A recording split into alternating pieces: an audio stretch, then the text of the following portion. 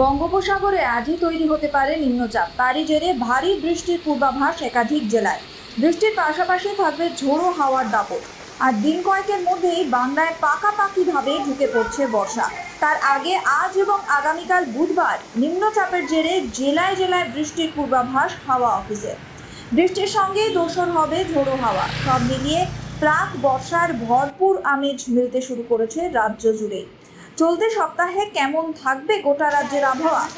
আজ মঙ্গলবার বঙ্গোপসাগরে নিম্নচাপ তৈরির প্রবল সম্ভাবনা রয়েছে। সেটা হলে আগামীকাল থেকেই ভারী বৃষ্টির পূর্বাভাস উপকূলের জেলাগুলোতে। বুধবার থেকে শুরু করে আগামী শুক্রবার পর্যন্ত ২ পরগনা, পূর্ব মেদিনীপুরে ভারী বৃষ্টির সম্ভাবনা রয়েছে।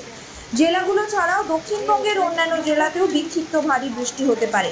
আর এই নিম্নচাপের হাত ধরেই বঙ্গে এবার সময়ের আগেই ঢুকে পড়তে চলেছে বর্ষা। উত্তরবঙ্গের একাধিক জেলায় আজ বিক্ষিপ্তভাবে বৃষ্টির সম্ভাবনা রয়েছে। কোনো জেলায় বজ্রবিদ্যুৎ সহ বৃষ্টিরও সম্ভাবনা রয়েছে। নিম্নচাপ তৈরি হলে সমুদ্র উত্তাল হবে। প্রবল দুর্যোগের আশঙ্কা করা হচ্ছে। সে কারণেই আগাম সতর্কতা হিসেবে মৎস্যজীবীদের গভীর সমুদ্রে যেতে নিষেধাজ্ঞা জারি করা হয়েছে। নিম্নচাপের জেরে বাংলাতে বর্ষার আগমন একটু আগেই হতে পারে। সবকিছু ঠিকঠাক চললে আগামী ৩ থেকে ৪ দিনের মধ্যেই পশ্চিমবঙ্গে ঢুকে যেতে পারে বর্ষা। উত্তরবঙ্গ দিয়ে ঢুকে দক্ষিণবঙ্গে প্রবেশ করবে বর্ষা। এই মুহূর্তে বর্ষার জন্য সব রকম অনুকূল পরিস্থিতি তৈরি হয়েছে। Bureau report, sky news Bangla.